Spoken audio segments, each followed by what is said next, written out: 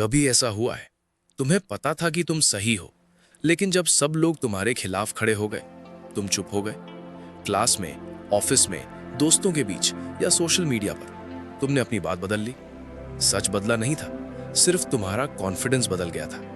और अगर तुमने कभी ऐसा किया है तो तुम अकेले नहीं हो, क्योंकि दुनिया के सबसे डेंजरस प्रेशर्स में से एक है क्राउड का प्रेशर।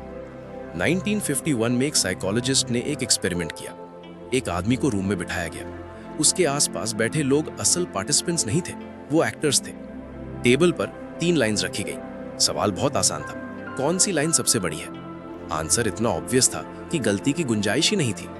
फिर कुछ अजीब हुआ। रूम में बैठे सारे लोग एक ही गलत जवाब देने लगे। अब उस आदमी की बारी थी। उसने लाइन देखी, उसे सही आंसर पता था, लेकिन उसने भी वही गलत जवाब दिया। और वो अकेला नहीं था। हजारों लोगों पर किए गए टेस्ट्स में बार बार यही पैटर्न दिखा। लोग अपनी आंखों से देखी हुई चीज पर शक कर लेते हैं जब क्राउड उनसे असहमत हो। सवाल है, ऐसा क्यों होता है? क्या हम इतने कमजोर हैं? नहीं, असल वजह बहुत गहरी है।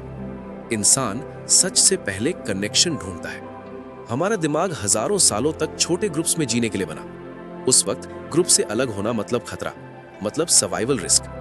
इसलिए आज भी हमारा ब्रेन एक पुराना सिग्नल भेजता है, फिट इन करो, चाहे उसके लिए खुद को ही इग्नोर क्यों ना करना पड़े।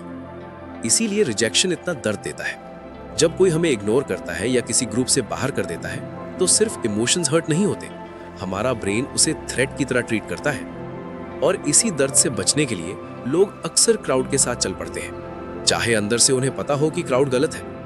अब सोशल मीडिया को देखो, एक वीडियो पर मिलियन लाइक्स, एक ओपिनियन को हजारों लोग सपोर्ट कर रहे हैं, और बिना सोचे हमारा ब्रेन कहता है शायद ये सही होगा। इसी को साइकोलॉजी में सोशल प्रूफ कहते हैं। जितने ज्यादा लोग किसी चीज को फॉलो करते दिखते हैं, उतना ही वो हमें सच लगने लगता है।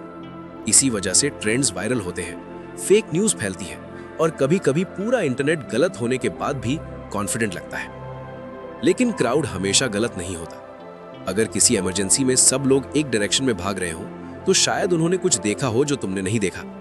कई बार क्राउड हमें बचाता है। प्रॉब्लम तब शुरू होती है जब हम सोचना बंद कर देते हैं। हिस्ट्री में फाइनेंशियल बबल्स इसी वजह से बने। लोगों ने पैसे इसलिए लगाए क्योंकि सब लगा रहे थे। लोगों ने खरीदा क्योंकि सब खरीद रहे थे। और जब रियलिटी सामने आई, सब टूट गया। सबसे खतरनाक सेंटेंस है, सब लोग कर रहे हैं, क्योंकि ये एविडेंस नहीं है, ये सिर्फ प्रेशर है। और प्रेशर इंसान से उसकी इंडिपेंडेंट थिंकिंग छीन लेता है। तो अगली बार जब तुम देखो कि पूरा क्राउड एक ही डायरेक्शन में जा रहा है, एक पल के लिए रुकना और खुद से पूछना, क्या ये सच है या मैं सिर्फ क्राउड को फॉलो कर रहा हूं? क्योंकि इंडिपेंडेंट थिंकिंग का मतलब क्राउड के खिलाफ जाना नहीं होता। इंडिपेंडेंट थिंकिंग का मतलब है क्राउड को फॉलो करने से पहले खुद सोचना।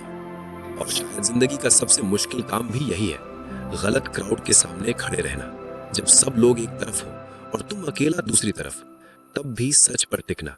क्योंकि कई बार दुनिया की सबसे बहादुर आवाज वो होती है जो अकेली होती है।